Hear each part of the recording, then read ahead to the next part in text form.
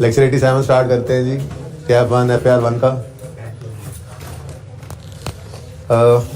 आपके साथ बात शुरू की थी मैंने पहले दिन ही, बल्कि ये बात की थी हमने कि जो नॉन प्रॉफिट ऑर्गेनाइजेशन होती है उसके कई सारे सोर्सेज ऑफ इनकम होते हैं, ठीक है, जिनमें एक डोनेशन भी है, ठीक है। अब जो डोनेशंस हैं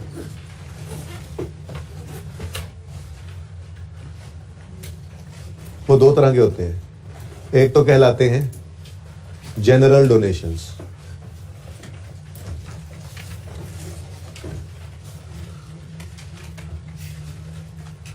जनरल डोनेशंस के पैसे देने वाले ने कुछ स्पेसिफाई नहीं किया कि जी आपने इस पैसे को सिर्फ फलां मकसद में इस्तेमाल करना है, तो इसको हम जनरल डोनेशन कहते हैं।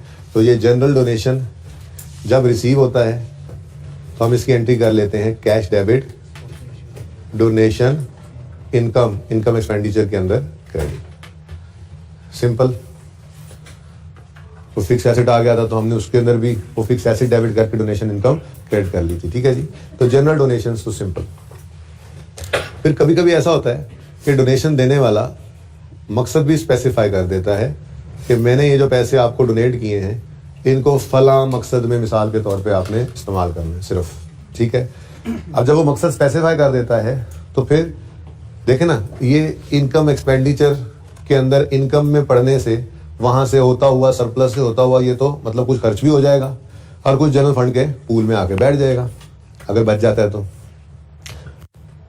अब है तो जनरल फंड भी एक लायबिलिटी, ठीक है, लेकिन जब कोई बंदा स्पेसिफाई करके हमें कोई डोनेशन दे देता है ना, तो ये हमसे एक अलग हम पे एक अलग से लायबिलिटी बन जाती है कि जी जिस मकसद के लिए उसने ये पैसे दिए हैं सिर्फ और सिर्फ उसी मकसद में लगे। तो इस मकसद को पूरा करने के लिए हम जनरल फंड वाली टोकरी में इसको डालते ही नहीं। जनरल फंड वाली टोकरी में कैसे डलते हैं पैसे, आप इनकम एक्सपेंडिचर में फेंक दें, वहां से होता वो जनरल फंड में आ जाएगा, ठीक है ना। तो हम उस टोकरी में इस पैसे को फेंकते ही नहीं है, बल्कि जैसे ही ये पैसे रिसीव करते हैं हम उसको लायबिलिटी के तौर पे फंड्स में, फंड जिस नाम से वो देगा उस नाम का फंड क्रिएट कर लेंगे, अलग से बाजार से नई बाल्टी खरीदेंगे और उसके ऊपर उसका उस मकसद को लिखकर वो पैसे वहां पे अलग रख देंगे। मिसाल के तौर पे एक बंदे ने हमें स्पेसिफिक डोनेशन दिया, ठीक है जी। डोनेशन किस लिए दिया जी? For specific expenditure, for specific expenditure. किताब के अंदर एग्जांपल्स मौजूद हैं, ठीक है, लेकिन मैं वैसे ही एक दो एग्जांपल्स बनाता हूं, ठीक है। मैं मिसाल ज़बानी बात करूं, ठीक है जी। मिसाल के तौर पे हम एक बंदे ने पैसे दिया आकर, हम एक हॉस्पिटल, नॉन प्रॉफिट ऑर्गेनाइजेशन हमारा एक हॉस्पिटल है, हम हॉस्पिटल चला रहे हैं और एक बंदा आया, उसने आकर हमें कहा कि जी आप ये 5 लाख रुपया पकड़ें और इस 5 लाख रुपए से आपने सिर्फ आंखों के मरीजों का इलाज करना, ठीक है। स्पेसिफाई कर दिया उसने कि जी मेरे ये पैसे सिर्फ और सिर्फ आंखों के मरीजों के इलाज पर खर्च होने चाहिए। अब at the time of receipt of donation हम एंट्री पास करेंगे कैश डेबिट और आई पेशेंट फंड या आई पेशेंट ट्रीटमेंट फंड क्रेडिट, ठीक है। आई ट्रीटमेंट कर लें, आई पेशेंट कर लें, जो आपका दिल करे, आई ट्रीटमेंट कर लेते हैं।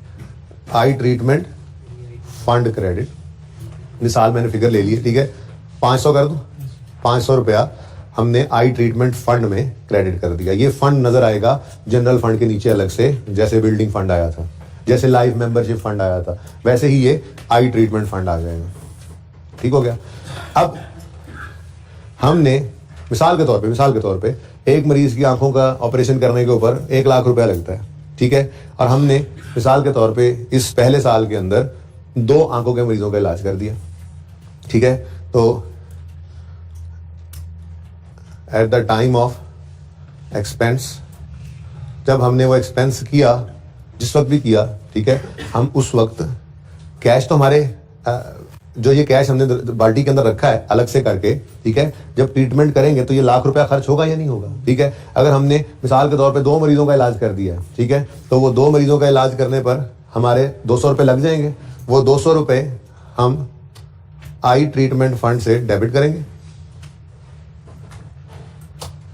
वो जो लायबिलिटी थी हमारी थोड़ी सी कम हो गई ना, ठीक है जी, और कैश क्रेडिट हो जाएगा 200 से। इसका मतलब ये हुआ कि जब कोई स्पेसिफिक फंड क्रिएट होगा तो ना तो इनकम एक्सपेंडिचर में वो इनकम बनेगा, ना ही उसका एक्सपेंस इनकम एक्सपेंडिचर के अंदर एक्सपेंसेस में नजर आएगा। देख लें आप, एक्सपेंस डेबिट नहीं किया, लायबिलिटी डेबिट कर दी। कोई बात समझ रहे हैं? अब मिसाल के तौर पे मैं एक्सट्रैक्ट बनाऊं तो इनकम एक्सपेंडिचर के एक्सट्रैक्ट्स के अंदर इनकम में भी कुछ नहीं आएगा और एक्सपेंसेस में भी कुछ नहीं आएगा। ठीक है, बैलेंस शीट की अगर बात करें तो बैलेंस शीट के अंदर फंड्स एंड लायबिलिटीज में फंड्स के अंदर आपको पता है ओपनिंग जनरल फंड आ रहा होता है, प्लस सरप्लस, डेफिसिट आ जाए तो माइनस कर देंगे, is equal to closing general fund होता है। उसके नीचे पे स्पेसिफिक फंड्स आ रहे होते हैं, जैसे लाइफ मेंबरशिप फंड आया था,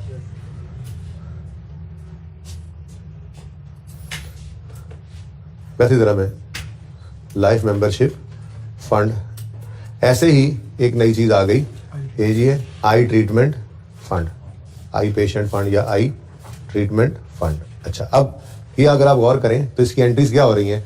जिस दिन कैश आता है तो हम यहां पर एंट्री कर देते हैं कैश डेबिट करके आई ट्रीटमेंट फंड क्रेडिट, और जब हम वो स्पेसिफिक एक्सपेंस करते हैं तो हम उसकी एंट्री करते हैं आई ट्रीटमेंट फंड। ये लायबिलिटी से पड़ा है ना, डेबिट और कैश क्रेडिट।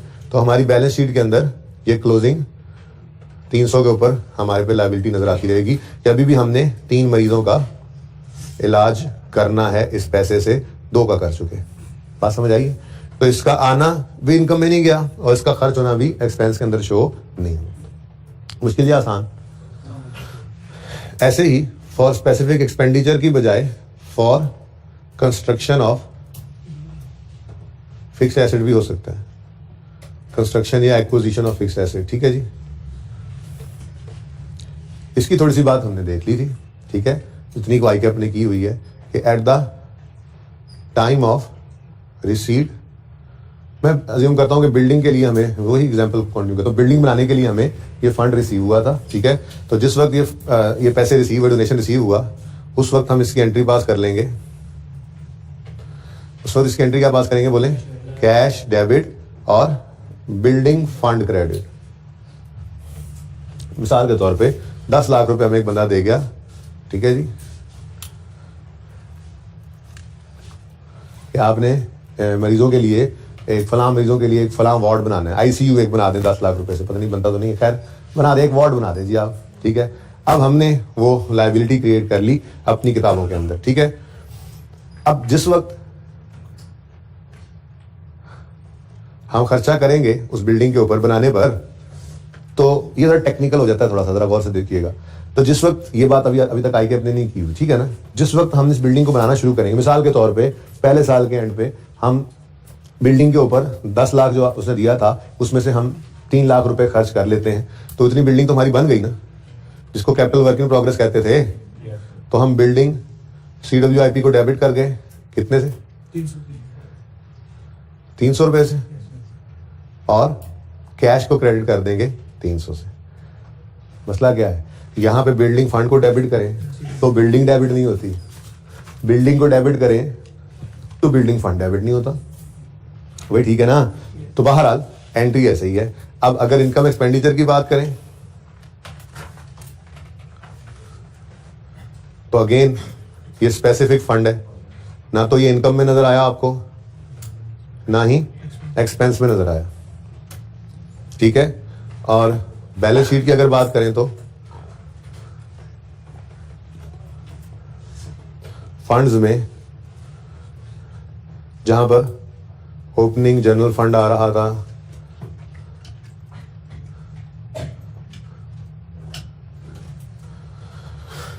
और जहां पे ये फंड्स इस तरह से आई ट्रीटमेंट वगैरह आ रहे थे, ठीक है, वहीं पर हमारा बिल्डिंग रिजर्व फंड, जिसको उस दिन कहा था बिल्डिंग फंड, ये नजर आएगा। फंड्स यहीं पर पड़े होते हैं।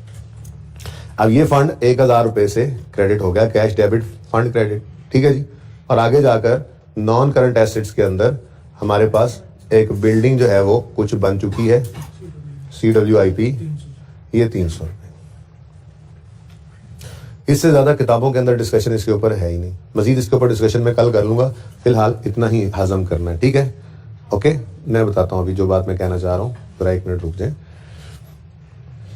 जहन के अंदर अब क्या आता है कि यार इस बिल्डिंग रिजर्व फंड का क्या करें, बिल्डिंग फंड का क्या करें, क्या ये इस तरह लायबिलिटी में नजर आता रहेगा, ठीक है। इससे आगे किताबें खामोश हैं, तो इसलिए मैं फिलहाल बात को यहाँ पर रोक कर, ठीक है ना, आपको यहाँ तक पक्का कर रहा हूँ। आई भी इस स्टेप तक नहीं गया हुआ, ठीक है। किताबें यहाँ तक गई हैं, मैं इसके ऊपर मजीद कल रोशनी डाल दूंगा। एक तो ये जल्दी से रिवाइज भी हो जाएगा, ठीक है, क्विकली, लेकिन ये वाली साइड नहीं लिखूंगा मैं, सिर्फ ये लिखकर इसके आगे बात को बढ़ा लेंगे, ठीक है। तो अभी फिलहाल आप ऐसे ही समझ लें, तक बिल्डिंग बन नहीं जाती, ये फंड जो है वो किताबों में नजर आता रहेगा। जिस दिन बिल्डिंग कंप्लीट हो जाएगी उस दिन इस फंड को निकाल कर जनरल फंड में फेंक देंगे, डायरेक्ट ही इनकम के अंदर नहीं डालते होते, ठीक है ना।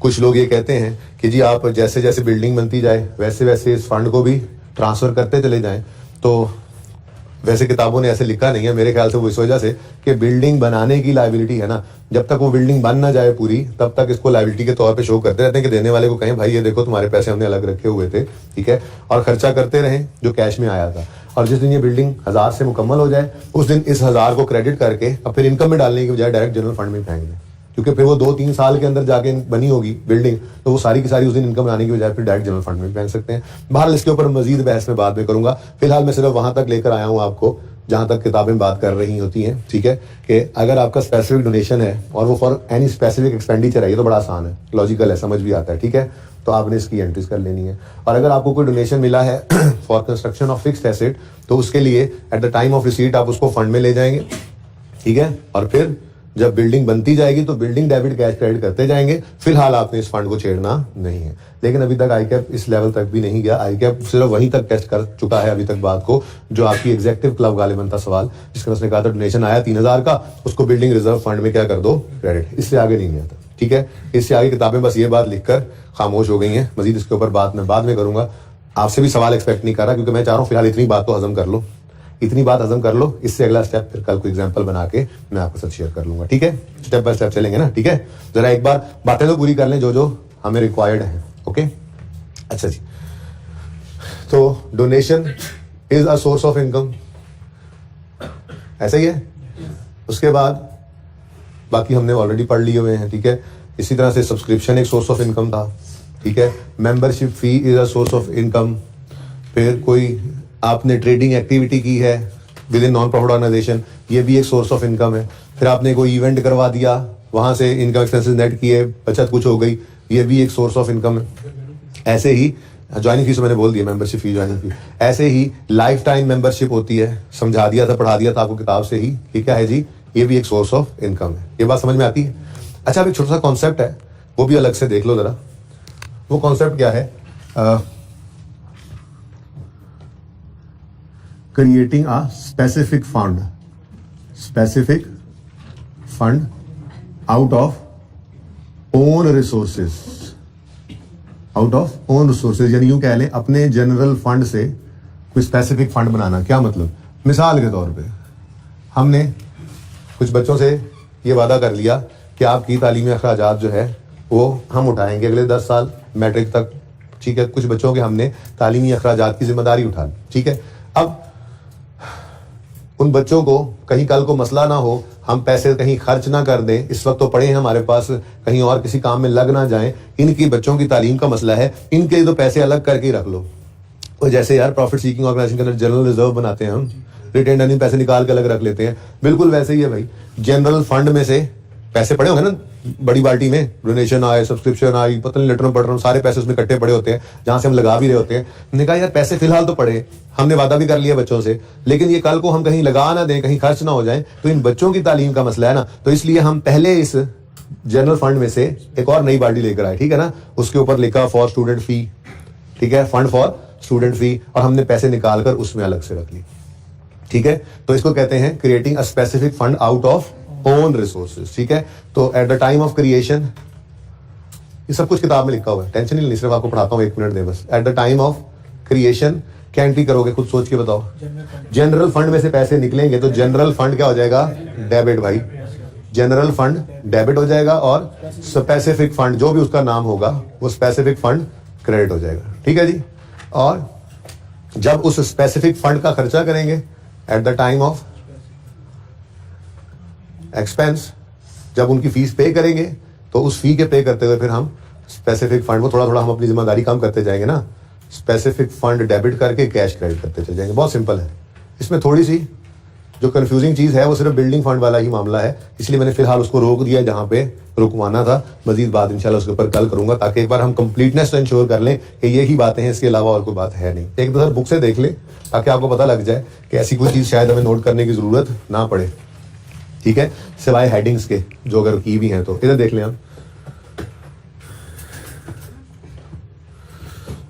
अपनी बुक्स पे आ जाए जी, पहले सफ़े पे चैप्टर के,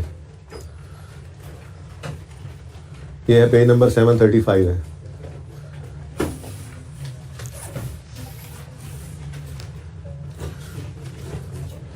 देखते हैं आज वाले सवाल में क्या करते हो आप। पूरी फाइट करना, सवाल से परेशान नहीं होना कोई ऐसे ही आए बाएं शाएं चीज देख के, ठीक है ना। जिस तरतीब से सवाल सिखाया हुआ ना करना, उस तरतीब से शुरू कर देना है, फॉर्मेट बनाना है। अगर ओपनिंग क्लोजिंग मिल जाए तो लेजर बना लेने हैं, जिनके ना मिले वो लेजर एडजस्टमेंट से बन जाएंगे। कोशिश करनी है, पूरी फाइट करनी है, ठीक है ना। कैश फ्लो का सवाल मुझे लगता है आप बड़ी आसानी से कर लेंगे, और IAS 8 वाला सवाल भी मेरा नहीं ख्याल कोई आपको मुश्किल करेगा, उनमें आप तगड़े हो गए ना असल में। लेकिन इनकम एक्सपेंडिचर का पहला टेस्ट है ना, तो इसके अंदर तो अभी रूम था मेरे पास, ठीक है। तो बहरहाल मैं तो ये चाहूंगा कि इनकम एक्सपेंडिचर पे भी पूरी फाइट हो। अब जो सवाल आता हो उस पर ये ना हो कैश फ्लो का सवाल अच्छा लग रहा है अगर, तो चलो जी सुकून मारो, टेक शेक लगाओ, टांग पे टांग चढ़ाओ, सुकून से शुरू करते हैं।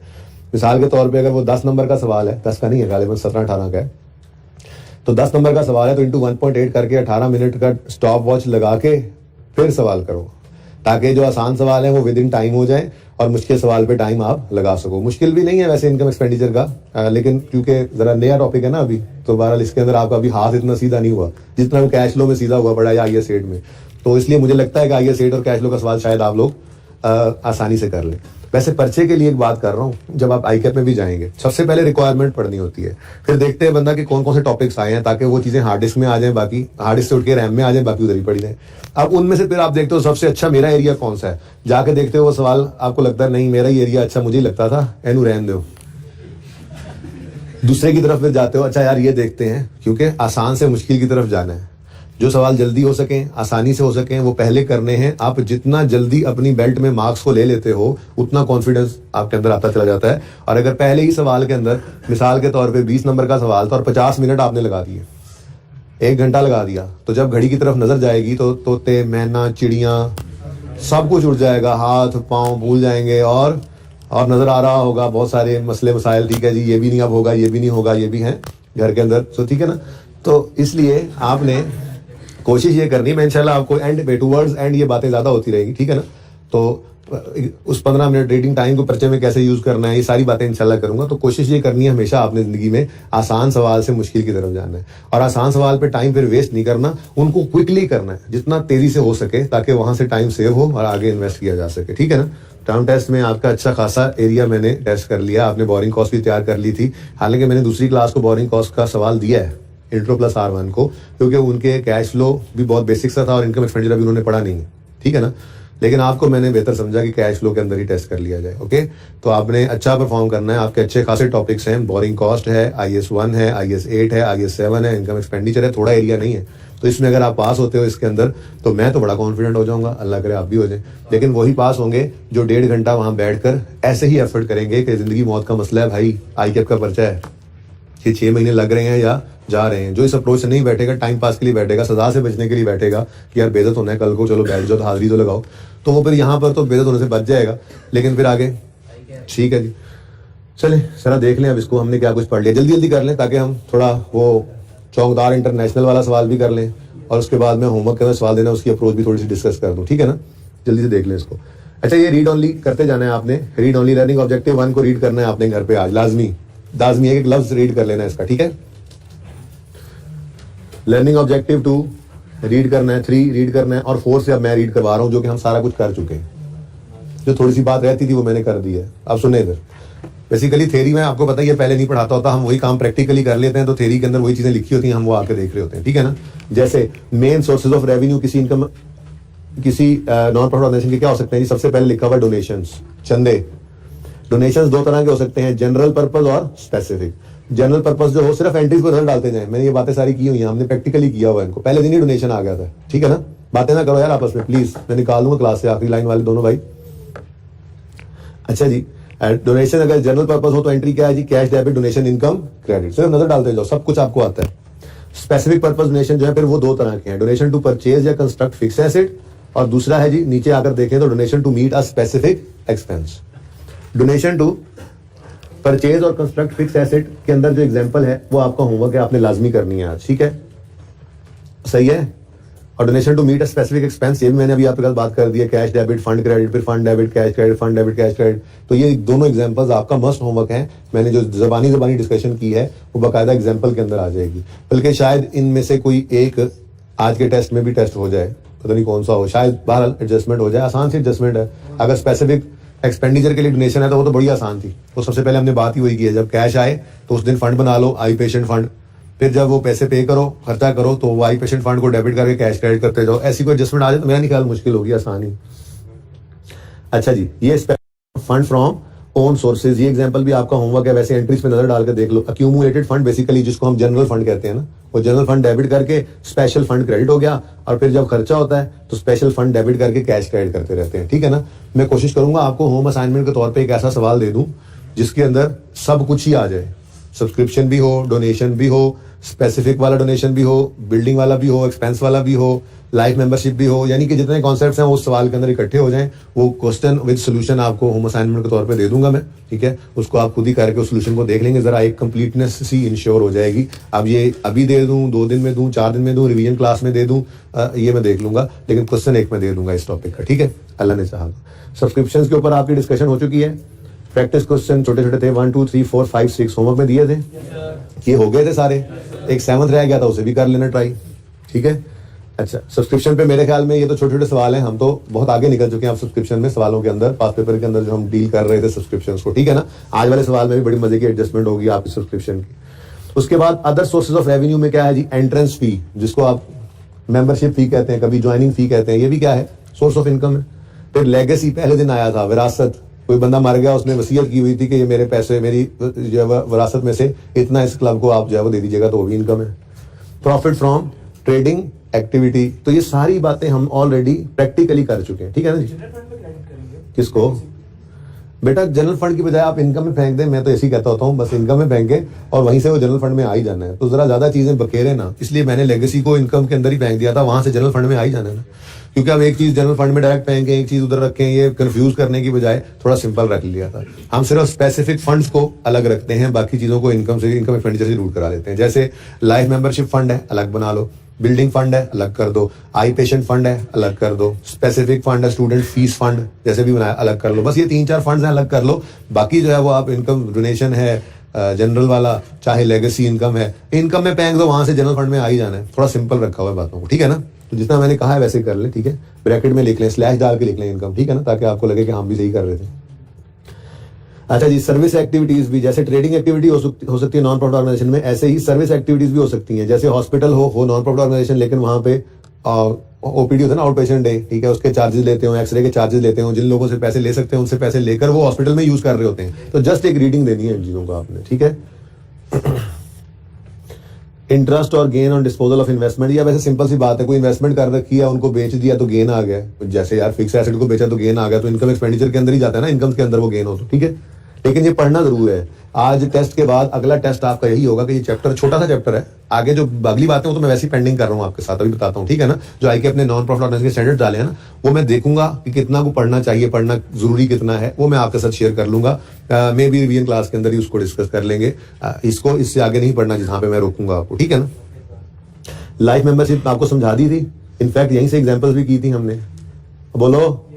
अच्छा, बस ये 741 पेज तक आपके आज होमवर्क है, आपने एक एक लफ्ज पढ़ लेना है, इसमें कोई एक लफ्ज भी आपने नहीं छोड़ना कि जो आपने ना पढ़ा हो। कोई भी क्वेश्चन हो 10 बार मुझसे पूछना है। हाँ, मैंने इसीलिए रोक दिया था बिल्डिंग फंड वाली बात को भी यहाँ तक, क्योंकि किताब के अंदर भी यहाँ तक ही बात हुई है। इससे अगली बात जो है वो जब ये पक्का हो जाएगा ना, आप एक बार रीडिंग के बाद आप जरा रिलैक्स हो जाएंगे, हाँ बस ये ठीक है, हर चीज ओके, हमारे पास टिप्स पे आ गई चीजें, 2-4 ही तो है, तो फिर मैं वो एडिशनल बात कल इंशाल्लाह कर लूंगा, ठीक है। अच्छा, उससे आगे यार ये accounting standards for non profit organisation है, ये आई के अपने इस दफा एज इट इज उठाकर अपनी बुक के अंदर डाल दिए हैं, तो ये इधर भी बुक के अंदर एज इट इज डाल दिए गए हैं, लेकिन आपने इनको फिलहाल नहीं पढ़ना, ठीक है। मैं इनको ज्यादा तफसील से फिलहाल नहीं देख सका कि कितनी हमारे लिए रेलेवेंस बची है, क्या क्या है, तो वो बहरहाल मेरे एंड पे पेंडिंग रखें आप, ठीक है। इसको आपने ढेर सारे सफ़ों को देख के परेशान नहीं होना, इसलिए कह रहा हूँ ना कि ढेर सारे सफ़े तो मेरे पे छोड़ो, मैं देख लूंगा इसमें से क्या आपने पढ़ना है क्या नहीं पढ़ना, ठीक है। अच्छा सुन लो ना, पास पेपर्स आप सारे देख चुके हैं, कर ही चुके हैं, ठीक है। पास पेपर्स में आपको मसला नहीं है, कोई एडिशनल सवाल करना जरूरत समझूंगा तो वो सवाल हो और ये थ्योरी हो, इसमें से कोई चीज़ अगर आपने पढ़नी है हाईलाइट करवा दूंगा आपको, ठीक है। लेकिन ये मैं रिवीजन क्लास के लिए इंशाल्लाह रखूंगा। फिलहाल हम इसको यहाँ पर रोक देंगे थ्योरी को, ठीक है। न्यूमेरिकली तो हम चीज़ें कर ही चुके हैं, बस इतनी सी बात है कि अगर मुझे जरूरत महसूस हुई, कैश फ्लो में कोई फर्क तो होना नहीं है, कैश फ्लो स्टेटमेंट आपको आती है, अगर नॉन प्रॉफिट ऑर्गेनाइजेशन की कैश फ्लो में आनी पड़े तो क्या फर्क पड़ जाएगा, बस वो कैपिटल अकाउंट की बजाय फंड का अकाउंट आ जाएगा। तो कुछ सवाल मेरा दिल चाहा तो मैं करवा दूंगा, वैसे जरूरी नहीं है। चेंज इन इक्विटी आपको बनानी आती है, उसका नाम बदल के चेंज इन नेट एसेट्स कह देते हैं ये लोग, ठीक है। तो ये 2-4 चीजें हैं, वो मैं खुद देखूंगा कितनी रेलेवेंस है इसके अंदर, जितनी हमें मेहनत करनी चाहिए, ठीक है। तो वो मेरे एंड पे आप पेंडिंग रखें। लर्निंग ऑब्जेक्टिव 6 से ऑनवर्ड्स आपने नोट्स को फिलहाल बिल्कुल भी हाथ नहीं लगाना, ठीक है।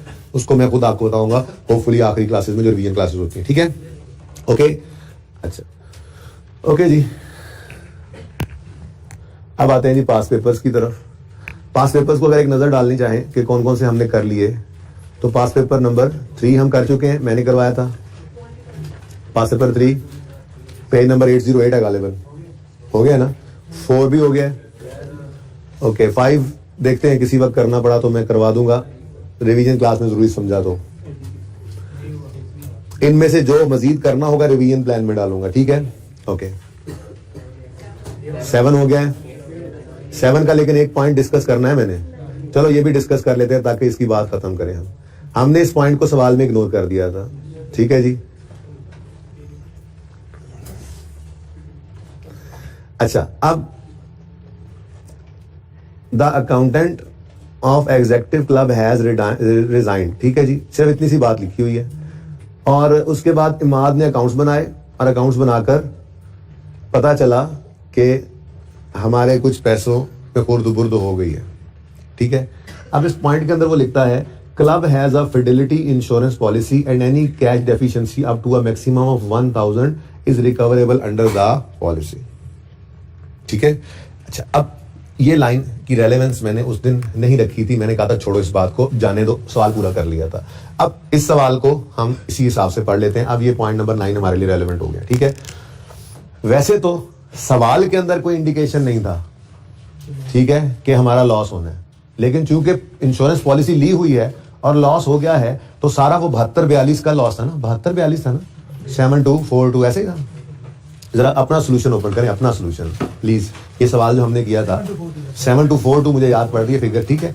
अच्छा, अब ये जो सारे डेबिट्स क्रेडिट्स, कैश का अकाउंट बना था, कैश का अकाउंट बना था, ठीक है जी।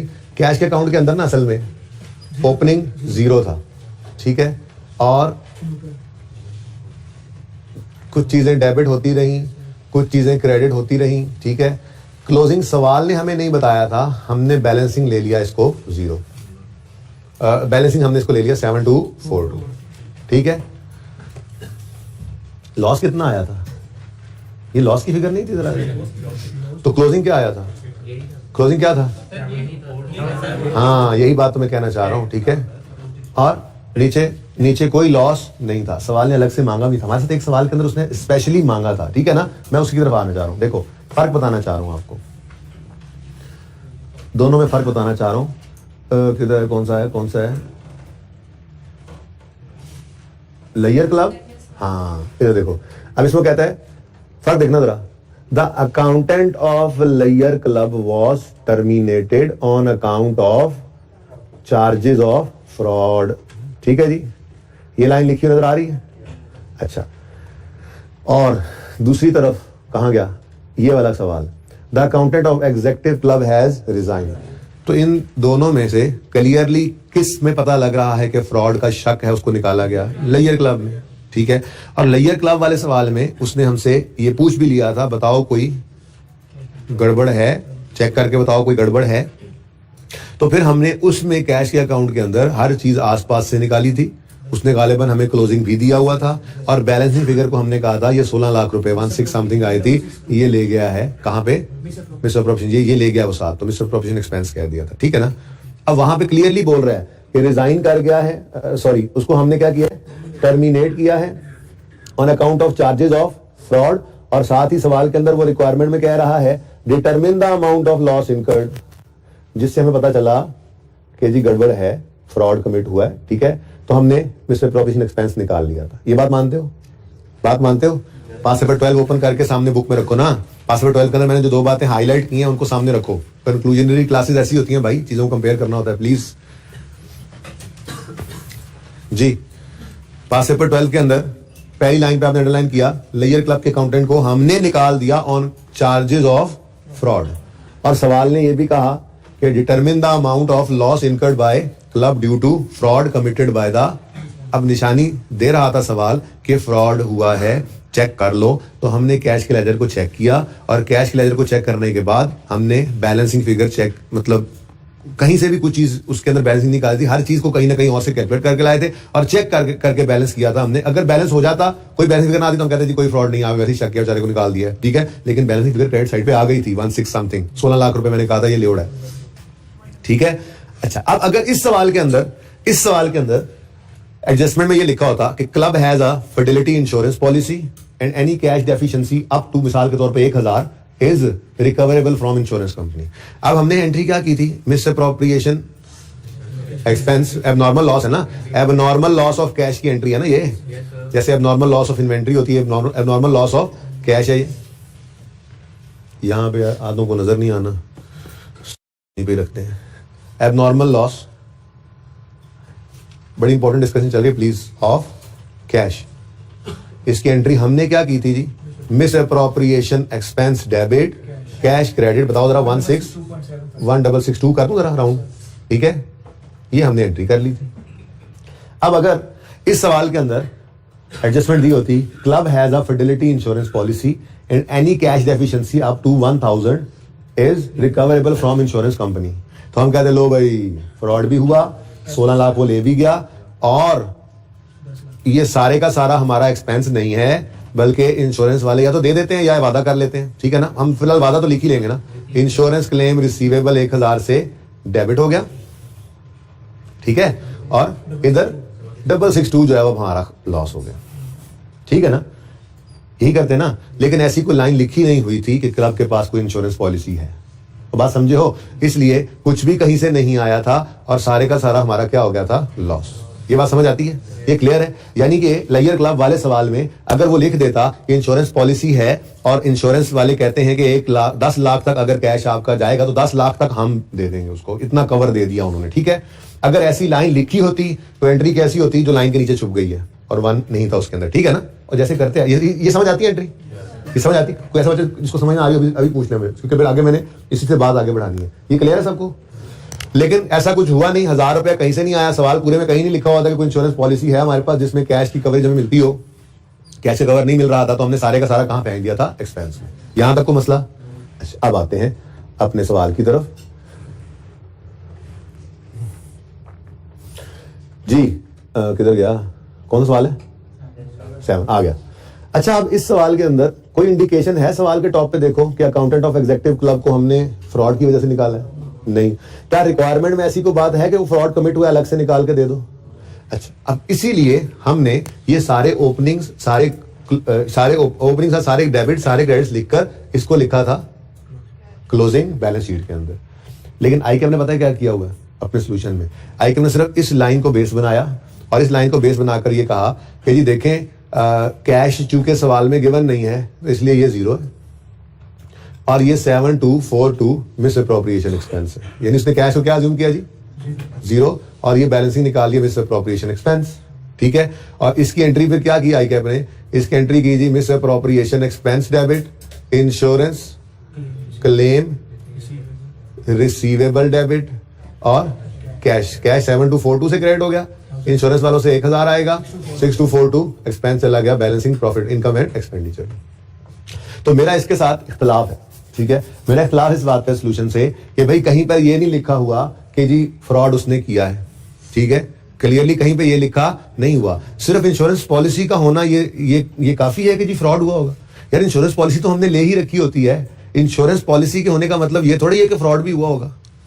कोई कहीं पे इंडिकेशन तो हो। मैं कैसे अज्यूम कर लूं कैश को 0? मैं यही कहूंगा ये कैश हमारे पास पड़ा हुआ है, ठीक है ना। तो मैंने आपको ये सोल्यूशन करवाया था, 7242 क्लोजिंग लिखवाया था, वो कैश में ले गए थे। लेकिन अब अगर आप आईके का सोल्यूशन देखेंगे जो बुक के अंदर मौजूद है, उसके अंदर अब जाकर देखें कैश के अंदर कई नंबर बताना जरा सोल्यूशन का। मैंने कहा था ना ये डिस्कस करेंगे जरा पक्का। असल में ये बात उस दिन ओपन करता ना तो जो अच्छा वाला टॉपिक चल रहा होता है वो भी समझ नहीं आता। टॉपिक कंक्लूड हो गया ना, ऐसी बातें कर लेते हैं। ठीक, पेज नंबर बताओ।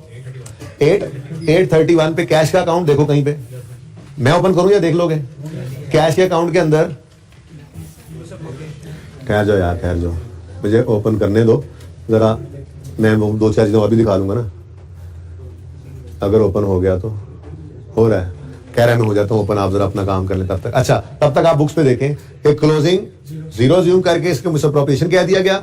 अब इसके असरात कैसे कैसे हैं, इनकम एक्सपेंडिचर के अंदर जाकर देखें आप, पेज नंबर 80829 ये जी।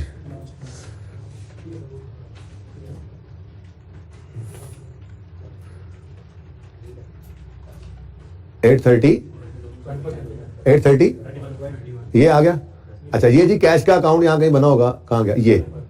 अब कैश के अकाउंट के अंदर उन्होंने कैरी डाउन क्या कर दिया जी? कैरी डाउन 0 कर दिया उन्होंने, ये देखें, ठीक है। और सारे का सारा कहां फेंक दिया जी? मिस अप्रोप्रिएशन एक्सपेंस में। तो फर्क सिर्फ यही पड़ा, उन्होंने ये एंट्री कर दी। बैलेंस शीट के अंदर कोई फर्क नहीं पड़ता। उसकी वजह पता क्या है? उसकी वजह यह है कि मैंने एक चीज एसेट्स में बैलेंस शीट के अंदर शो कर दी 7242 की, उन्होंने वो एसेट 0 कर दिया, ठीक है। एक रिसीवेबल 1000 का शो किया बैलेंस शीट में और एक एक्सपेंस का डेबिट 6242 इनकम एक्सपेंडिचर के अंदर चला गया। तो अल्टीमेटली सवाल है तो बैलेंस हो ही जाना होता है, डेबिट क्रेडिट जो बराबर है, ठीक है ना। अब इसके ऊपर मेरा एतराज था, मैंने अपने हिसाब से आपको सोल्यूशन करवा दिया था।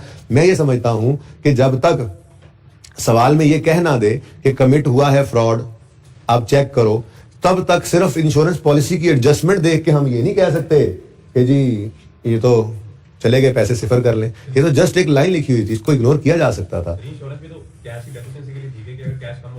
हाँ, लेकिन जब कैश कम हो तब ना, कैश कम हुआ या नहीं हुआ इसकी कोई निशानी सवाल के अंदर है।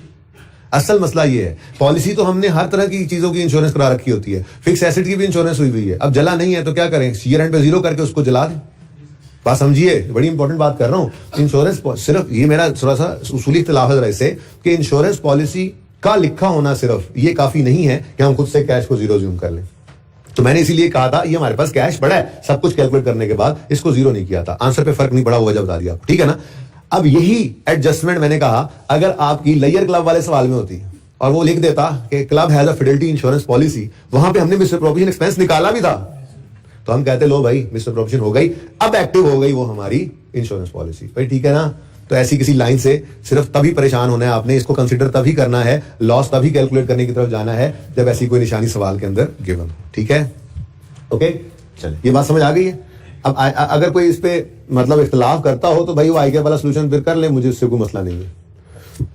ओके, वैसे कह रहा हूं नाराज ना हो, मतलब कहने का ये है कि अगर आप इस जिद पे हो कि नहीं जी हम तो वैसे ही करेंगे तो बेशक करें जी, फिर मुझे कोई मसला नहीं, नो इशू एट ऑल।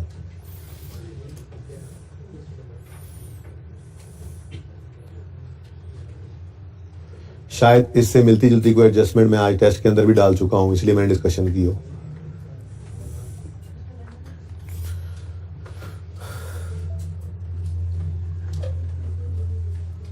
ठीक है जी। अब भाई ये सही है, अकाउंटेंट रिजाइन कर गया, एक छोटा सा शक तो है, लेकिन खामखा इस तरफ ले जाएं इसका मतलब समझ नहीं आता। हाँ, यही लिख दे अगर कि अकाउंटेंट को टर्मिनेट किया है, ऑन चार्जेस ऑफ फ्रॉड किया है, तो फिर आप कैश की अकाउंट को चेक करें, हर चीज सज्जों खब्यों लेकर आएं और बैलेंस करके चेक करें। अगर कोई मिसअप्रोप्रिएशन एक्सपेंस निकले तो उसको एक्सपेंस में ले जाएं, और अगर कोई फिडेलिटी पॉलिसी इंश्योरेंस पॉलिसी की लाइन आ रही हो तो फिर आप ये वाली एंट्री भी करें। कंक्लूडेड ये बात। सिर्फ रिजाइन करना ये काफी नहीं है, आप कोई ना कोई निशानी तो सवाल देना, ठीक है। रिजाइन तो बंदा वैसे भी कर जाता है, अब जो रिजाइन करे उस पर इल्जाम लगा दो, कैश लेगा यार, नहीं, कोई ना कोई निशानी दो भाई, सवाल को कोई ना कोई निशानी दो। हम कहता है जी हमने उसको फ्रॉड के ऊपर, फ्रॉड कमिट करने के ऊपर निकाल दिया है। अब हमें शक पड़ गया कि फ्रॉड शायद उसने किया है, जो उन्होंने फ्रॉड की वजह से निकाला है इन्होंने, तो फिर हम चेक करेंगे। अब कैश को हर तरफ से लेकर आएंगे फिगर्स को, इवन क्लोजिंग भी हमें मिलेगा सवाल के अंदर, तो बैलेंस करके देखेंगे। अगर बैलेंसिंग फिगर क्रेडिट साइड पे गिरेगी उसे एक्सपेंस कहेंगे, अगर कोई इंश्योरेंस पॉलिसी नहीं है तो सारा एक्सपेंस, अगर इंश्योरेंस पॉलिसी की कवर है तो फिर रिसीवेबल रिकॉर्ड करके बकाया एक्सपेंस में फेंक देंगे। क्लियर है ये बात? चलो अच्छा जी, आ जाए आप जरा खैर से पास पेपर 14 पे। हाँ भाई, इसका क्या बना?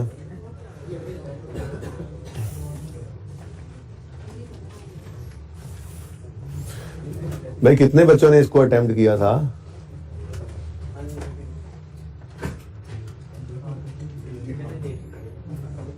सवाल मुश्किल नहीं था वैसे। फोर्थ एडजस्टमेंट समझ नहीं आई। मतलब जो सैलरीज निकलनी है उनका 15% और जो रेंट निकलना है उसका 10% कैफेटेरिया का है, तो फिर बाकी अस्पताल का है भाई। तो नॉर्मल है ना। अगर कुछ भी ना लिखा होता तो सारी सैलरी सारा रेंट कहां जाता? हॉस्पिटल के एक्सपेंसेस में। वो कह रहा है जी रेंट और सैलरीज में से 10% 15% कैफे का है, तो बाकी फिर बेटा नहीं, एक्सपेंस फॉर द ईयर का होगा ना। ठीक है, ऊपर कहां बीडी दिए हुए हैं हमें? ये बेटा ट्रायल बैलेंस था, ये ब्रॉड डाउन कैरी डाउन तो थे ही नहीं। की कर रहे हो? ये ओपनिंग क्लोजिंग तो नहीं थे। ऊपर तो देख लो यार, ट्रायल बैलेंस की मतलब मैं कल से रो रहा हूँ। चलो यार ये सवाल जरा क्विकली अब देख लेते हैं, मेरे ख्याल से जितना हो जाए। Following is the trial balance of चौंगतार international hospital as on 31 December 19। Burns ward capital work in progress है, जस्ट एक एसेट है। देखो ट्रायल बैलेंस है, ट्रायल बैलेंस इंट्रो पढ़ा हुआ है आपने, अब मैं क्या कर सकता हूँ? ये मिटा रहा हूँ। इसको तो कुछ नहीं करना, मिटा दूं ना। अब तो जो करना है वो टेस्ट नहीं करना है आपके साथ। अच्छा भाई, ट्रायल बैलेंस इंट्रो में पढ़ाया जाता है ना, इस वजह से आप लोगों को पता नहीं अब क्यों नहीं आ रहा। वो हाँ पढ़ के आए हैं माशाल्लाह। खैर मैं थोड़ा सा आपको बता देता हूँ। ट्रायल में बचपन में पढ़ा करते हैं, ट्रायल में हमेशा पेड की फिगर आती है। ठीक है, बचपन में आपने ये भी पढ़ा होगा कि सिर्फ उस ट्रायल के अंदर आप इनकम एक्सपेंस कह सकते हो कि पढ़ा है जिस ट्रायल के अंदर क्लोजिंग एक्रूवल प्रीपेमेंट पड़े हुए हों। बहरहाल ये बात छोड़ो, फिलहाल मतलब की बात ही कर लेते हैं। एक बात, अब ये ना मसला ये है कि मैं पूरा इंट्रो तो पढ़ा नहीं सकता, इसलिए 2-4 बातें बताता हूँ, वो अपने पास लिख लेना, काम आ जाएंगी अगर कभी ऐसे जरूरत पड़ जाए तो। ठीक है ना। अच्छा, पहली बात ये कि ट्रायल में पेड की फिगर आती है। ठीक है, वैसे मैंने एक्रूवल प्री पेमेंट्स की रिवीजन के अंदर आप लोगों को 2 तरह के ट्रायल नहीं बनाने सिखाए, क्योंकि आप इंट्रो में एक्रूवल प्री पेमेंट्स पढ़ के आते हैं। इंट्रो प्लस R1 वाले बच्चों को मैंने वो भी बनाना सिखाया था, क्योंकि उनको तो कम से कम 2.5-3 दिन लगे थे एक्रूवल की रिवीजन। एक्रूवल रिवीजन ही थी ना, उन्होंने तो सीखना था। ठीक है, अच्छा एनीवेज, ट्रायल के अंदर हमेशा पेड की फिगर आती है। ठीक है, एक बात होगी। दूसरी बात सुनो, आप पहले सुन लो फिर मतलब की बात लिख लेना। ये हमेशा मतलब आपके आसानी के लिए लिखवा रहा हूं, वरना दरअसल तो ट्रायल में कभी कभी एक्सपेंस पड़ा हो सकता है, लेकिन उस ट्रायल के अंदर फिर एक्रूवल प्रीपेमेंट की एडजस्टमेंट हो चुकी होती है, तो फिर ट्रायल में ही क्लोजिंग प्रीपेड क्लोजिंग पेबल भी आना चाहिए। इसलिए फिलहाल मैं जरा आसानी की तरफ ही चल रहा हूँ। नॉर्मली जो आपको ट्रायल आते हैं उनमें पेड की फिगर ही होती है। अच्छा, अगली बात, बच्चे क्वेश्चन करते हैं जी ट्रायल के अंदर कौन सी चीज ओपनिंग है कौन सी चीज क्लोजिंग है, समझ ही नहीं आती। कितने बच्चों को ये बात समझ नहीं आती कि ट्रायल में कौन सी चीज ओपनिंग है कौन सी चीज क्लोजिंग है? नहीं, दलेरी से बात करें, कोई मसला नहीं है। होंगे 10-12 तो हाथ खड़ा कर रहे हैं, बाकी भी मेरे जैसे होंगे। बड़ी सादा सी बात, अब सुनो, एक जुमले की बात सुनो, इंशाल्लाह जिंदगी आसान हो जाएगी।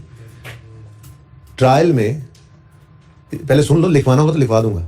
ट्रायल में ज्यादातर चीजें क्लोजिंग होती हैं, सारी नहीं बोला मैंने। ठीक है, ज्यादातर चीजें क्लोजिंग होती हैं, कुछ एक चीजें ओपनिंग होती हैं। ठीक है, अब वो कुछ चीजें कौन सी होंगी? जिनके अंदर सारा साल कोई एंट्री ही नहीं पड़ती, वो नॉर्मली ओपनिंग पड़ी होती है। मिसाल के तौर पे ओपनिंग एक्यूमुलेटेड डेप्रिसिएशन का बैलेंस जो है वो ट्रायल में अक्सर ओपनिंग पड़ा होता है। क्यों? क्योंकि डेप्रिसिएशन की एंट्री तो हर रोज, हर घंटे, हर हफ्ते, हर महीने नहीं हो रही होती। साल का एंड आता है, डेप्शन एक्सपेंस कैलकुलेट करते हैं, एंट्री पास करते हैं, डेप्शन expense debit, accumulated depreciation credit, तो फिर ओपनिंग क्लोजिंग में कन्वर्ट होता है। प्रोविजन फॉर डाउटफुल डेट, सारा साल इसके अंदर कोई एंट्री नहीं होती। क्यों? क्योंकि हम तो साल के एंड पे क्लोजिंग डेटर्स को पकड़ते हैं, क्लोजिंग डेटर्स पे प्रोविजन का रेट लगा के उससे प्रोविजन का क्लोजिंग बनाते हैं और फिर बैलेंसिंग फिगर निकाल के लेकर जाते हैं प्रॉफिट एंड लॉस में। तो प्रोविजन फॉर डाउटफुल डेट का अकाउंट भी एक ऐसा अकाउंट है जिसमें सारा साल कोई एंट्री नहीं पड़ती, साल के एंड पे हम सिर्फ जो है वो उसकी कैलकुलेशन करके उसकी एंट्री कर रहे होते हैं। लेकिन अगर कोई यहां से उठे और कहे कि जी ट्रायल के अंदर डेटर का बैलेंस क्लोजिंग पड़ा है, सॉरी ओपनिंग पड़ा है, तो मैं उसे क्लास से निकाल दूंगा। क्या मतलब? डेटर का लेजर ऐसा हो सकता है कि इसमें सारा साल एंट्री ना पड़ी हो भाई। तो ज्यादातर अकाउंट्स ऐसे ही होते हैं, डेटर्स हैं, क्रेडिटर्स हैं, सेल्स हैं, परचेजेस हैं, एक्सपेंसेस हैं। ठीक है जी, उनके अंदर सारा साल क्या, हर रोज कई दफा एंट्रीज पड़ रही होती है। Debtor, debit, sale, credit, purchases, debit, credit, purchases के पैसे पे करने की बारी आए तो credit, debit, cash, credit, receive हो रहे हैं पैसे तो डेटर से तो bank debit, debtor credit, cash debit, debtor credit. तो ये debtor, creditor, cash, bank, income expenses, ये नॉर्मली ओपनिंग नहीं हो। वैसे तो इनकम एक्सपेंसेस का तो ओपनिंग होता ही नहीं है ना, वो तो गाली मुक्की ना साइड पे कर दो, फॉर द यही होते हैं। लड़ाई पड़ जाती है एसेट्स लायबिलिटीज की, ठीक है। तो एसेट्स लायबिलिटीज के अकाउंट्स में ज्यादातर अकाउंट्स जो हैं वो क्लोजिंग ही होते हैं। गलत तो हो सकते हैं, डेटर्स क्लोजिंग है, गलती है तो अनएडजस्टेड क्लोजिंग है, ओपनिंग कभी भी नहीं हो सकते। बैंक का बैलेंस पड़ा है, कैश बुक का बैलेंस बैंक का, क्लोजिंग है, गलत तो हो सकता है, ओपनिंग नहीं हो सकता। याद करो बीआरएस, आप कहते थे अनएडजस्टेड कैरी डाउन, ओपनिंग नहीं कहते थे उसको, गलती सही कर लेते थे। डेटर्स का बैलेंस गलत है, अभी रेक्टिफिकेशन पढ़ के आए, अनएडजस्टेड कैरी डाउन, रेक्टिफिकेशन में रिवाइज किया हमने, फिक्स एसेट की रेक्टिफिकेशन को क्लोजिंग ही कहा हमने उसको, क्लोजिंग को क्लोजिंग ही कहना है, गलत है तो अनएड ब्रॉड डाउन नहीं कहते थे, अनएडजस्टेड कैरी डाउन। और ठीक है, तो इसलिए अपने पास लिख लो ये बात अब जुमले की तो शक्ल में कि ट्रायल में ज्यादातर चीजें क्लोजिंग होती हैं, ट्रायल में ज्यादातर चीजें क्लोजिंग होती हैं। ये अब इंट्रो सही से पढ़ के आना था ना, ये मुझे लिखवाना ही ना पड़ता। एनीवेज कहता है आपसे पढ़ी है मतलब सही नहीं पढ़ाई होगी भाई, है ना, नस गए सी सारे यार जी। ट्रायल में ज्यादातर चीजें क्लोजिंग होती हैं, ठीक है ना।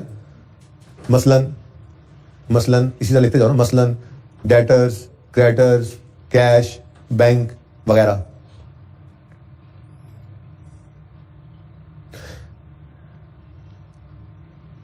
ये गलत तो हो सकते हैं लेकिन ओपनिंग नहीं होते, ठीक है। मैं कल में चल जाएगा, फिलहाल काम ना चला तो फिर देख। ये बात समझ रहे हो ना, इनमें गलती तो हो सकती है बेटा, लेकिन ये नहीं कह सकते आप ओपनिंग पढ़ाइए, ठीक है ना। तो ज्यादातर चीजें ट्रायल के अंदर क्लोजिंग होती हैं, जैसे डेटर्स, क्रेडिटर्स, कैश, बैंक, इनमें गलती तो हो सकती है लेकिन ये ओपनिंग नहीं होते। आगे वजह भी लिखो ना, इनमें गलती तो हो सकती है लेकिन ये ओपनिंग नहीं होते, वजह आगे लिखो, क्योंकि कुछ पीछे रह गए, मैं दोबारा बोलता हूं। ट्रायल में ज्यादातर चीजें क्लोजिंग पड़ी होती हैं, जैसे डेटर्स, क्रेडिटर्स, कैश, बैंक वगैरह। आगे मैंने क्या लिखवाया, ये गलत तो हो सकते हैं लेकिन ओपनिंग नहीं होते, ठीक है, क्योंकि इन अकाउंट्स में सारा साल एंट्रीज पड़ती रहती हैं, इन अकाउंट्स में सारा साल एंट्रीज पड़ती रहती हैं, ठीक है। आप खुद सोचो ना, एक बिजनेस और ट्रेडिंग बिजनेस, तो उसमें डेटर्स का लेजर ट्रायल में ओपनिंग दे सकता है बैलेंस, फिर केड़ा बिजनेस भाई, बात समझ रहे हो ना। तो हर लम्हे बैंक का ओपनिंग पड़ा हो, कैश का कैसे हो सकता है यार, बिजनेस पूरा साल चलता रहा है और बैंक का बैलेंस ओपनिंग पड़ा, कोई एंट्री नहीं हुई बैंक के लेजर में, यार कैसे हो सकता है, बात समझ रहे हो। कोई इक्का दुक्का गलती तो हो सकती है, कोई चीज रिकॉर्ड करने से गलत रह गई या कोई गलत रिकॉर्ड कर दी तो गलती तो हो सकती है, लेकिन ये ओपनिंग नहीं पड़े होते नॉर्मली, ठीक है ना। तो आगे लिखो दूसरा पॉइंट, ट्रायल में कुछ एक चीजें ओपनिंग पड़ी होती हैं, ट्रायल में अक्सर, ट्रायल में कुछ एक चीजें ओपनिंग हो सकती हैं, ट्रायल में कुछ एक चीजें ओपनिंग पड़ी हो सकती हैं। मसलन accumulated depreciation, provision for doubtful debt,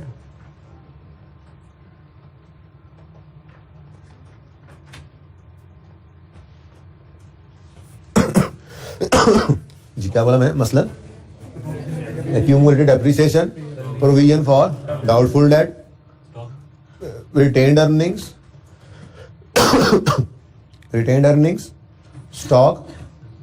stock वैसे देखो अब तो बस वगैरह, बस काफी। अब मेरी बात सुनो, देखो स्टॉक ओपनिंग कब नहीं होगा, जब परपेचुअल सिस्टम होगा, ठीक है, आपका इन्वेंट्री का लेजर बन रहा होगा तो क्लोजिंग ही ट्रायल में आया पड़ा होगा, वरना तो पीरियोडिक सिस्टम ही क्या है, सारा साल परचेजेस करते रहते हैं, साल के एंड पे जाके गिनती करते हैं, जो क्लोजिंग स्टॉक है उसकी एंट्री करते हैं, stock debit, cost of sale, credit. तो ट्रायल में तो वो हो ही नहीं सकता, फिर ट्रायल में परचेजेस बड़ी होती हैं, ठीक है। फिर मैंने एक लिखवाया रिटेन्ड अर्निंग्स, भाई अगर ट्रायल के अंदर निशानियां हैं, ये इंट्रो में पढ़ाई जाती हैं, अकल वालों के लिए निशानी है, अगर ट्रायल के अंदर इनकम्स एक्सपेंसेस अगर ट्रायल के अंदर इनकम्स और एक्सपेंसेस नजर आ रहे हो तो इसका मतलब अभी इस साल का प्रॉफिट लॉस अकाउंट बनना बाकी है। प्रॉफिट लॉस अकाउंट बनेगा तो प्रॉफिट निकलेगा तो कैपिटल या रिटेन्ड अर्निंग्स अलग अलग हो सकते हैं ना, कैश फ्लो पढ़ा हो ना, अगर कैपिटल इकट्ठा हो तो प्रॉफिट उसी में जाता है, और कैपिटल अलग रिटेन अर्निंग अलग हो तो प्रॉफिट्स रिटेन अर्निंग जाते हैं, ठीक है ना। तो बाद में क्या कह रहा था, अगर ट्रायल के अंदर इनकम एक्सपेंसेस नजर आ रहे हैं, ठीक है तो इसका मतलब इस साल का प्रॉफिट लॉस भी बनना बाकी है। प्रॉफिट लॉस अकाउंट बनेगा तो प्रॉफिट निकलेगा, प्रॉफिट निकलेगा तो रिटेन अर्निंग्स में जाके क्रेडिट होगा, क्रेडिट होगा तो ओपनिंग रिटेन अर्निंग्स क्लोजिंग में कन्वर्ट होंगी, तो एक ये अकाउंट भी ओपनिंग पड़ा हो सकता है। ऐसे ही अब ये लिखने नहीं बैठ जाना, बड़ी लंबी लंबी कहानी है ये, तो फिर अब इंट्रो के अंदर हफ्ता एक लगता होता है, इस फाइनल अकाउंट के अंदर सिर्फ ट्रायल समझते, ठीक है। हफ्ते 10 दिन का टॉपिक है ना, लेकिन कोई नहीं, इतनी बात कर रहा हूँ, इंशाल्लाह मोर देन इनफ होगी, ठीक है।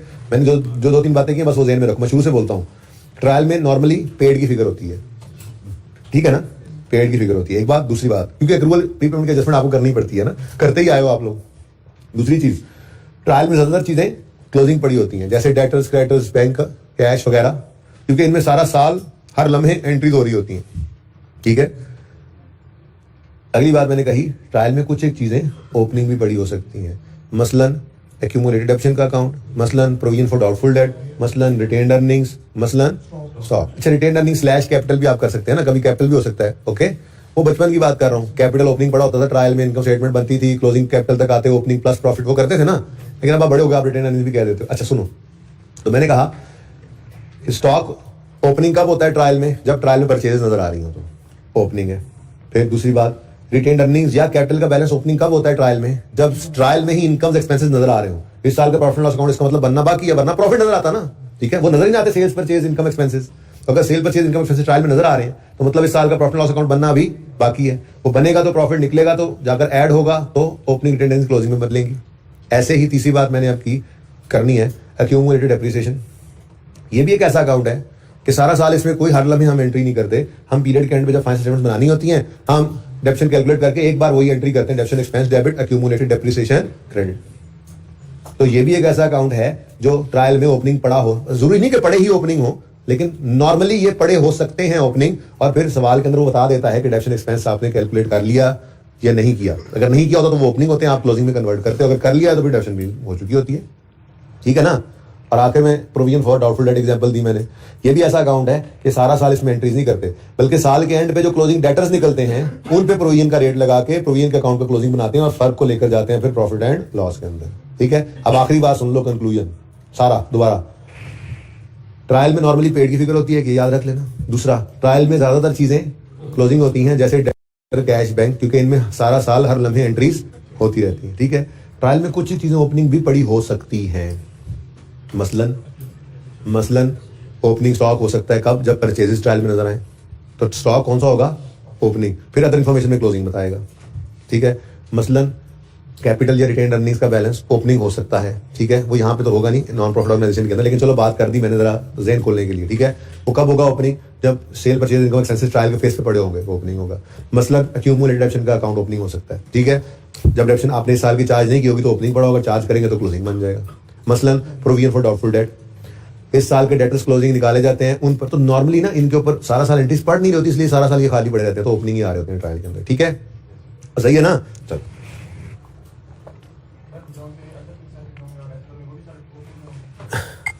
सवाल खुद बताएगा, वरना क्लोजिंग ही अज्यूम करते हैं हम, ठीक है।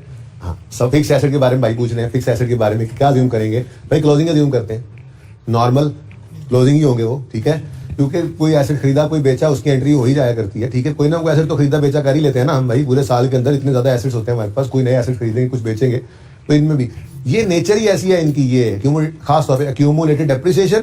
आप खुद सोचा ना, जब तक क्लोजिंग डेटर से निकलना नहीं है साल के एंड पे, प्रोविजन नहीं निकलना, तो ये एक ऐसी चीज है कि जिसको आप कह सकते हैं सेफली कि ये तो क्लोजिंग, ये तो साल के आखिरी दिन से पहले कभी इसको छेड़ते ही नहीं। डेप्रिसिएशन का भी अकाउंट हम जब तक फाइनेंशियल स्टेटमेंट बनाने की हमें जरूरत ना पड़े, हमने कभी डेप्रिसिएशन निकाली नहीं, हम सुकून से जब फाइनेंशियल बनाने लगते हैं तो हम एक ही बार सारे ओपनिंग इतने पड़े थे, एडिशन इतने आए, डिस्पोजल इतने हुए, सारा कुछ डेप्रिसिएशन निकाल के उस वक्त एक एंट्री कर लेते हैं, ठीक है ना। बाल ये बहस बढ़ती जाएगी, बढ़ाते जाओ तो फायदा कोई नहीं है। जरा इस सवाल को पढ़ते हैं। क्वेश्चन नंबर 14 है, following is the trial balance of चौंगतार international hospital as on 31 December 19। Burns ward capital working progress, simple एक फिक्स एसेट है, आपके ट्रायल में नजर आ रहा है, जैसे कोई भी फिक्स एसेट नजर आ रहा होता था, नॉन करंट एसेट नजर आएगा ना, ये CWIP है। और जैसे मिसाल के तौर पे बैंक नजर आ रहा हो ट्रायल में, तो क्या करते थे बचपन में, उठा के उसको बैलेंस शीट के अंदर लिख लेते थे, अब इंट्रो प्लस R1 वालों ने income statement balance sheet basic वाली बनानी सीखी है ना इस दफा शुरू में, आप लोग तो इंट्रो में सीख के आए थे, ठीक है। तो कैश बैंक अगर पड़ा हो ट्रायल में तो क्या करते हो, बैलेंस शीट बनाते हो, करंट एसेट्स के अंदर उनको उठाकर लिख देते हो। ऐसे ही अगर इसकी कोई एडजस्टमेंट ना हुई नीचे सवाल के अंदर तो इसको यहां से उठाओगे नॉन करंट एसेट्स में लिख दोगे, क्योंकि ये तो आपको बताया हुआ है ना कि CWIP जो है वो नॉन करंट एसेट्स में PPE के नीचे नजर आता है, ठीक है ना। तो सिंपल एक एसेट है।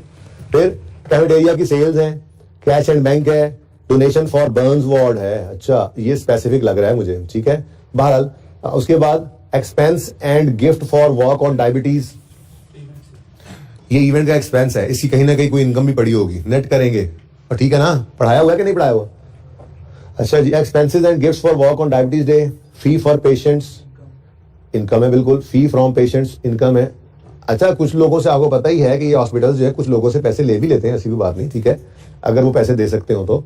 फिर जनरल डोनेशंस है, फिर जनरल फंड है। अब ये जनरल फंड ओपनिंग हो या क्लोजिंग, चलो अच्छा हो गया मैंने कैपिटल वाली बात कर दी थी। ये जनरल फंड नजर आ रहा है, ओपनिंग है या क्लोजिंग, ओपनिंग है या क्लोजिंग, कॉन्फिडेंस से बोलें आप, या तो एक बात, अब ये दरमियान वाले नहीं चाहिए मुझे, या क्लोजिंग है या ओपनिंग है, बताएं। ओपनिंग है, कोई क्लोजिंग मेरे साथ कोई भी नहीं है, क्लोजिंग वाला कोई भी नहीं है, सब ओपनिंग वाले।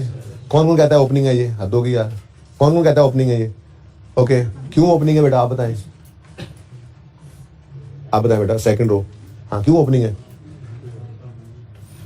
ओपनिंग कहा ना आपने, हाँ भाई क्या इधर क्यों ओपनिंग है भैया, नहीं ऐसी बात नहीं है। देखें इस ट्रायल के अंदर आपको इनकम एक्सपेंसेस नजर आ रहे हैं, इस साल इनकम एक्सपेंडिचर अकाउंट बनेगा, इस साल का सरप्लस या डेफिसिट निकलेगा, वो इधर ऐड लेस होगा तो क्लोजिंग बनेगा। तो सही कह रहे थे आप लोग, ओपनिंग है। सारी क्लास ने हाथ खड़ा किया था, मैंने थोड़ा सा भड़क मारी है तो आधी क्लास के हाथ नीचे चले गए, पता नहीं कौन लोग हो यार तुसी हैं, आप कायम तो रहा करो यार अपनी बात के ऊपर, हद हो गई।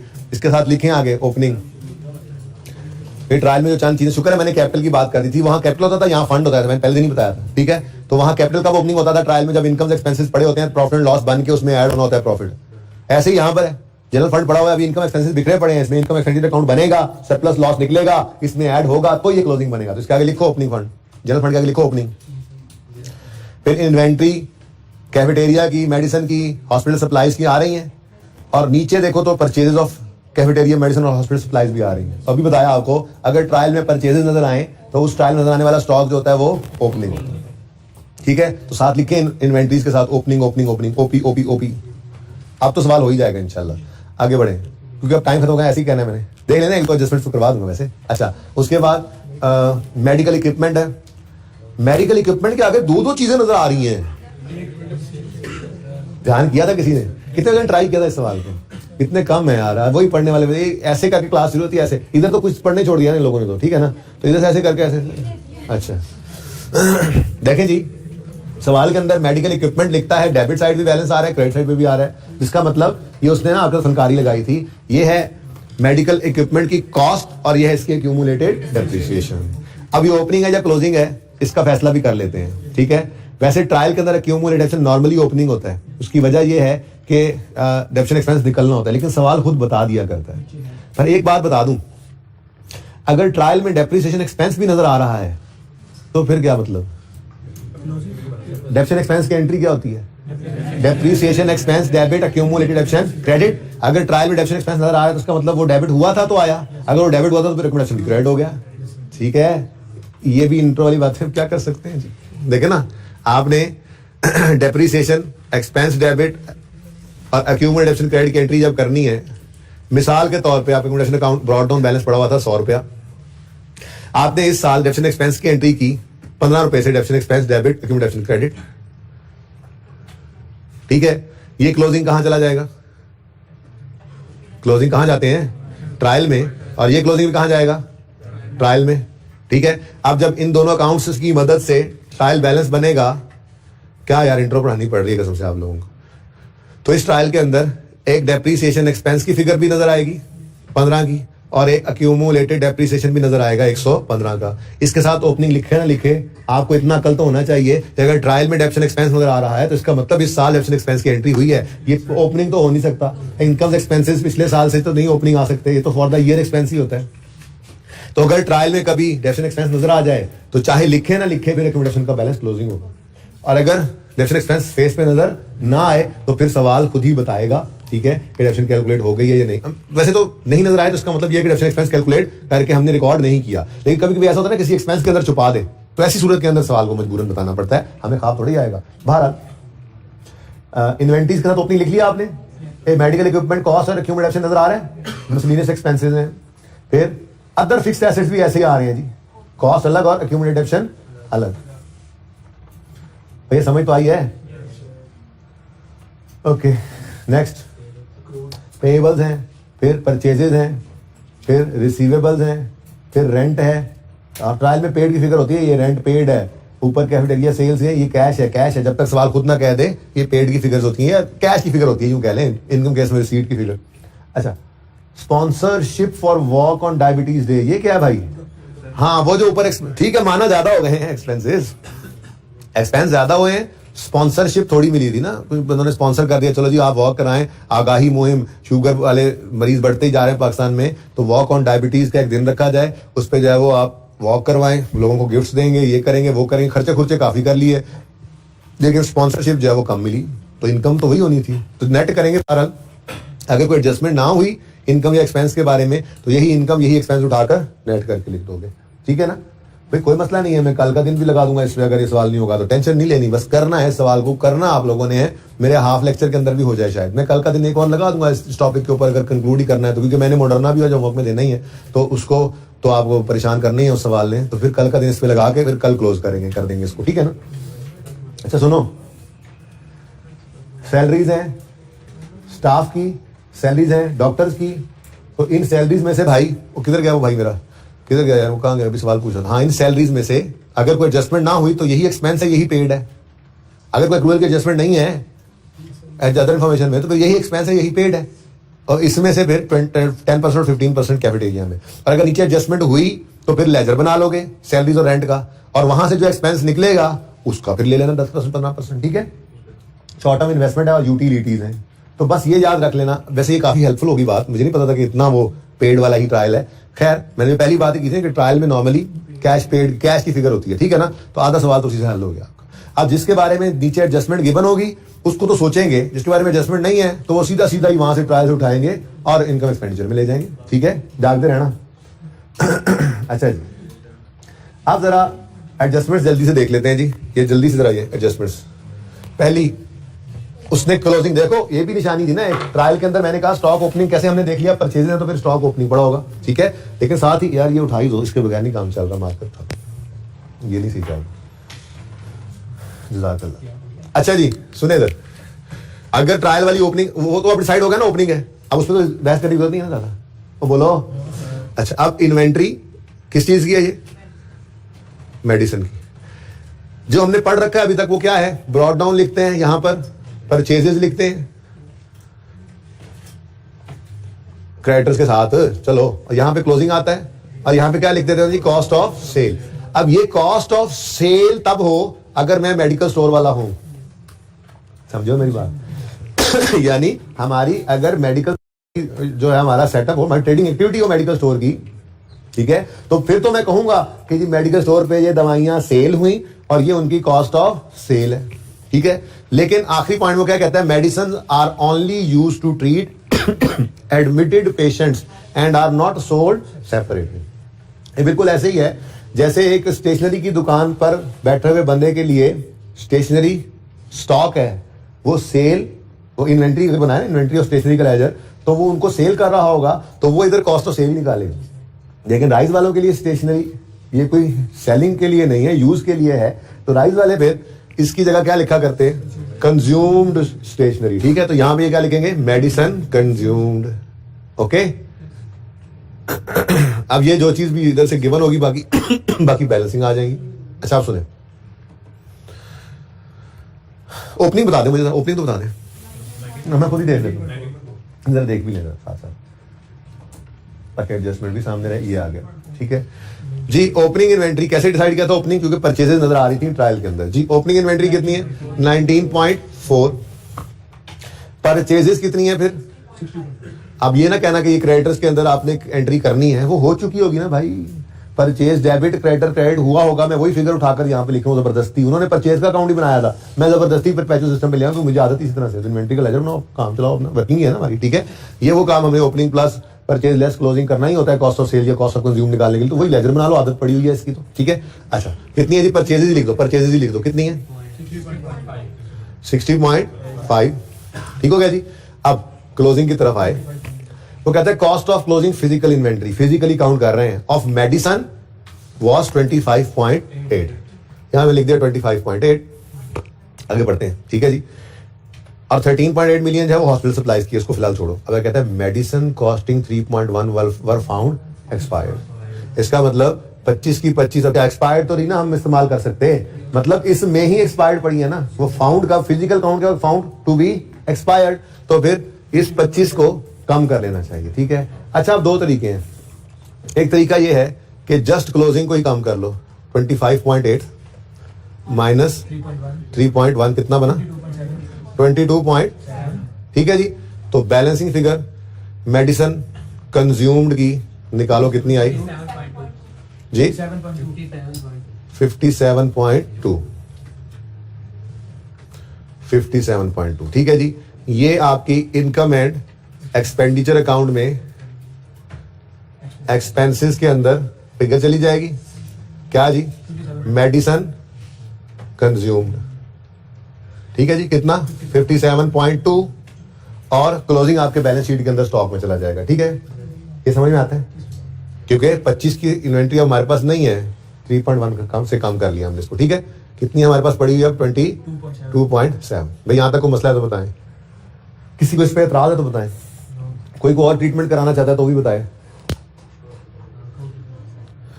वैसे तो पीरियोडिक सिस्टम के अंदर, पीरियोडिक सिस्टम जो है ना, याद करें ना अगर हम बचपन, तो नॉर्मल लॉस और एनआरवी लॉस, ये नॉर्मल लॉस होता है भाई। दुकान के ऊपर दो दवाइयां पड़ी हैं, मेडिकल स्टोर में दवाइयां पड़ी हैं, तो वक्त गुजरने के साथ रखनी बेचने के लिए जरूरी है, और वक्त गुजरने के साथ कभी कभी कुछ ना कुछ एक्सपायर भी हो ही जाती हैं। ये कौन सा कोई नॉर्मल लॉस है? नॉर्मल लॉस होता है मेडिकल स्टोर के लिए, ठीक है ना। अब बस इनका स्टॉक नहीं है, तो पीरियोडिक सिस्टम के अंदर हम क्या करते थे, हम जस्ट क्लोजिंग स्टॉक को कम करते थे, कॉस्ट ऑफ सेल बढ़ जाती थी और लॉस खुद ब खुद रिकॉर्ड हो जाता था। ये जरा आजमा लेते हैं, थोड़ी देर के लिए अज्यूम करो आपने कम नहीं किया, 25 या 8 का स्टॉक है, कितना आया cost of sale, cost of sale क्या है, sorry cost of consumption, medicine consume कितनी हुई 54 कंज्यूम। हम कह रहे हैं 54 रुपीज की मेडिसिन क्या हो गई है, खर्च हो गई, ये हमारा खर्चा हो गया, ये हमारा खर्चा हो गया। जब हमने 25 का स्टॉक लिया, लेकिन हमने कहा इसमें तो कुछ एक्सपायर हो गई है, तो जैसे ही हमने क्लोजिंग को इसमें से निकाला, यहाँ 22.57 लिया, तो यहाँ पे क्या आ गया 50, तो बढ़ गई, वो बढ़ गई ना कंजम्पशन, एक्सपेंस बढ़ गया नहीं बढ़ गया, जाहिर सी बात है भाई, पड़े पड़े अब एक्सपायर हो गई तो वो तो अब डस्टबिन नहीं फेंकनी है, खरीदी तो पैसों की थी ना, लेकिन अब वापस थोड़ा ही होंगी, हमारा खर्चा हो गया। तो हमने जस्ट क्या किया, क्लोजिंग को कम किया, खुद ब खुद एक्सपेंस बढ़ गया, और ठीक है, इसमें कोई मसला तो नहीं है, कोई एतराज, समझ आइए बात की। हमने वैसे अभी तो आप भाई ने 54 बताया था, ठीक है, 54 कब था, जब कुछ एक्सपायर नहीं हुआ था। जैसे ही कोई एक्सपायर हुआ था, तरीका क्या निकाला हमने, क्लोजिंग को कम कर लिया, क्योंकि ये बैलेंसिंग निकालना था, तो ये खुद ब खुद इन्फ्लेट कर गया, ठीक है। स्टॉक भी सही हो गया, दो धारी तलवार, एक्सपेंस भी बढ़ गया, ठीक हो गया। अब ये एक्सपेंस चला गया मेडिसिन कंज्यूम, और ये क्लोजिंग चला जाएगा बैलेंस शीट के अंदर, ठीक है। हॉस्पिटल सप्लाईज भी इसी तरह से, हॉस्पिटल सप्लाईज मैंने आपको बताया था, ये जो हॉस्पिटल के अंदर बाकी चीजें इंस्ट्रूमेंट्स वगैरह हैं, ये भी उनका बिल्कुल जैसे राइज के लिए स्टेशनरी या हॉस्पिटल सप्लाईज उनका स्टॉक है। ओपनिंग इन्वेंट्री पड़ी है, परचेज ट्रायल, और भाई किधर देगा भाई, क्या हो गया, समझ आ रही है बात होगी है, समझ नहीं आ रही लग रहा तुम्हें, ये सवाल किया था तुमने ट्राई, भाई मेहरबानी सर, आपने जो एहसान किया, आज सवाल कर लेना, कल मैंने चेक करना तुम्हारी रजिस्टर के ऊपर, ठीक है ना। भाई पिछले छोड़ो, ये सवाल कल तुम्हारे रजिस्टर पे होना चाहिए, ठीक है ना, वरना तुम्हारी खैर नहीं है और किसी की भी खैर नहीं है। ओके जी, टेस्ट ना दिया फिर तो समझो मौत है ना, फिर तो अच्छा नहीं जी, एक आधा तो और होना चाहिए। अच्छा क्लास में कर लेंगे कुछ यार, असाइनमेंट दे दिया करूंगा, करना तो है ना, तो फिर कुछ ना कर दे, हाँ फिर क्या करना था, जाहिर से जो स्टॉक पड़ा था वो आगे रिप्लेस कर दे तो ठीक है, बस सही हो गया हमारा स्टॉक, फिर हमारा खर्चा ना होता। अब तुम्हें नुकसान हो गया, हमें भाई टाइम खत्म हो रहा है, सुन लो अब, सुन लो और सुन लो प्लीज, मेडिसिन सप्लाई और ऑफिस सप्लाई एक जैसी है, ठीक है, सुन लो प्लीज बेटा जी। Year end physical count cafeteria का नहीं हो सका, अब सेल्स की फिगर ट्रायल में आ रही है, कैफेटेरिया सेल्स आ रही थी ना, सवाल ने कोई एडजस्टमेंट नहीं बताई, तो मतलब यही सेल के पैसे आए, यही टोटल सेल है। तो इस सेल से मार्कअप मार्जिन लगाकर कॉस्ट ऑफ सेल निकलनी थी और कैफेटेरिया का क्लोजिंग स्टॉक आपने बैलेंसिंग निकालना था, घर पे निकालोगे जब, ठीक है। रेंट आउटस्टैंडिंग है, क्लोजिंग रेंट दे दिया उसने। अब ट्रायल में कौन सी फिगर नजर आ रही है भाई, इधर देख, भाई इधर देख, ट्रायल में पेड कहा था, लेजर बनेगा रेंट का, रेंट का लेजर बन गया।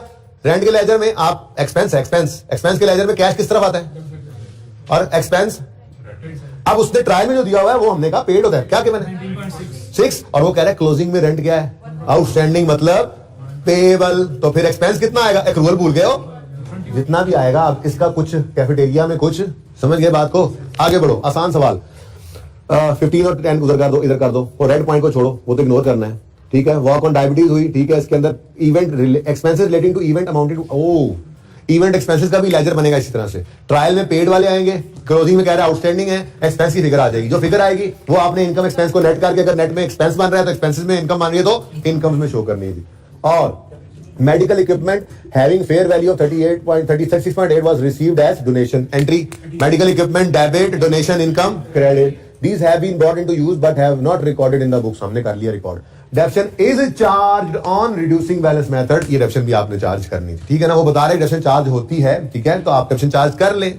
देखो ना, ट्रायल में हर एक्सपेंस अलग अलग दिखाया हुआ है, तो अगर डेप्शन चार्ज हो चुकी होती तो ट्रायल में डेबिट साइड में डेप्शन एक्सपेंस नजर आता ना। पूरे ट्रायल में मुझे तो कहीं नजर नहीं आया, तो कर लोगे ट्राई। अब जो पॉइंट इग्नोर किया, टाइम खत्म हो गया, वो इग्नोर ही करना है ना। अब वो कल बताऊंगा क्यों इग्नोर करना है। सवाल उसमें, सवाल मेरे लाल वाले पॉइंट को पढ़ना ही नहीं है, सवाल सारा कर दो, काटना नहीं था, समझाऊंगा, काट दिया है, ठीक है जी। अच्छा, अब असल मसला गया, बताओ असल मसला है मॉडर्ना। जी जी, ये ऐसा अजीबोगरीब सवाल है, लेकिन ये एंड पे ही हो सकता था। सारे कॉन्सेप्ट्स आपके पास जब आ जाते हैं तो फिर आप इस सवाल को अटेम्प्ट कर सकते हो, जरूर करना। जरूरत में कल का दिन मैंने रखा हुआ इनकम एक्सपेंडिचर के लिए ही। सबसे पहले आपने जो तरतीब होगी, तरतीब क्या है, सबसे पहले रीडिंग करनी है और इस पे 10 मिनट नहीं लगेंगे, 15 लग जाएंगे, ठीक है। उसके बाद पास पेपर, और यार वो बीच में पढ़ी जाए, पढ़नी है बस, पढ़ लेना बस उनको जी। इस 14 है और पास पेपर नंबर 15। बेटा जिसने करना है वो कर ले, जिन्होंने नहीं करना वो ना कर, ठीक है ना। करके आइएगा। अभी टेस्ट दे लेंगे तो और क्या रह जाता है आपका, आज टर्म टेस्ट हो जाएगा तो और क्या रह जाता है आपकी जिंदगी में, मसला खत्म, सारे मसले। नोट्स 15-20 मिनट आगे पढ़ना, ये सवाल पिछला सवाल 15 मिनट में हो जाना है आपसे। असल ट्राई तो इस पे करनी है। अल्लाह हाफिज़।